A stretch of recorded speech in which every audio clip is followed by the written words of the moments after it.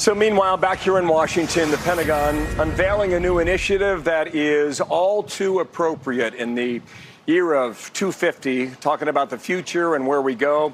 You have an autonomous weapons czar now appointed, that position set to oversee all military drones and all autonomous systems, kind of like that boat we saw in the Persian Gulf. This comes amid growing concerns over drones and unmanned warfare. John Spencer, Executive Director, Urban Warfare Institute out of Colorado. John, good to have you on, and good day to you. I see it as necessary. I see what the Ukrainians are doing. What will this job do for the U.S. military? Hi, Bill. Happy birthday to America. Happy birthday to us all. I agree with you. This will ensure that bureaucracy doesn't stop the United States, like in all other fields, dominates in this probably the most important evolution in the character of warfare in our generation. And I've been on those battlefields in Ukraine. I've been with Israel as they combat Hezbollah and Hamas. You know, we're lagging. And yes, Ukraine is producing probably 30,000 or 300,000 drones a month, trying to get to 10 million a year. But America doesn't follow. We lead. And this office will integrate a bunch of other offices and do the important step of integrating these drones across our formations, autonomous systems, both air, ground, and sea. Yeah, sorry, I thought you were done with your comment. Secretary War Pete Hegseth, end of April, so about 2 months ago, talking about the money that is required for this. Watch here.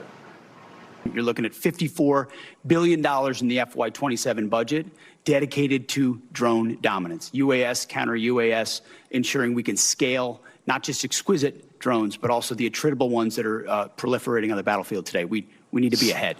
So here's the number that he mentioned, $54 billion. What strikes me is the creativity on behalf of the Ukrainians. And if you follow that war over the past 2 weeks especially, they are overwhelming parts of Russia with drones alone. Why is that happening, and how are they changing the face of war? And what have we learned from them? Sure. So we should be learning a lot, although we need to learn it in the context of our own wars. As we dominated Iran's military, to include with autonomous systems, Ukraine is dominating, taking positions, accepting Russian surrenders with autonomous systems, but they also don't have the world's greatest air force like we do and the greatest maneuver capability. So we need to take their lessons and integrate them rapidly, and that's really the speed that this office will be able to do. It will be able to buy, research, develop, take from our allies, and make us so that when we fight fights, we never fight a fair fight. And to be honest, even our allies in Israel are struggling with fiber optic drones that Ukrainians have been facing and still don't have a solution for. We need to lead in this field, not follow. Yeah. Dangerous world, as you know, and it is time, maybe past time. Sir, thanks for coming on. John Spencer, and happy birthday to America.